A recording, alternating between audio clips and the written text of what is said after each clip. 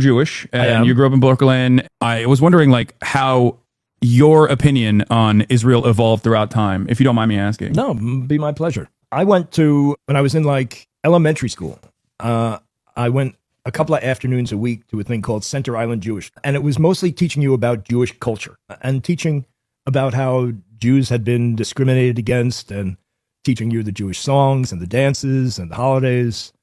And they also taught us about Israel. And what we were taught was that, after World War II, the Jews needed a homeland, a place they could feel safe.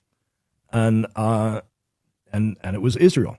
Israel was created for that purpose. And it was this really shitty land in the desert that nobody wanted and nobody lived on. And that's what they got. And A land without people for a people without land. And then the Jews who moved to Israel, with the help of the international Jewish community, ended up creating this very vibrant, highly developed society and culture. What we were told was that the Arab countries, the Arabs who lived around them, were kind of jealous of that culture, that development, that quality of life. So they made war on them. Yeah.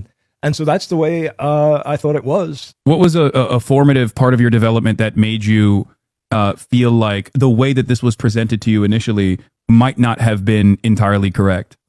I think it was only maybe 20 years ago that I started understanding that, there were people who lived there, and there were people that were pushed out.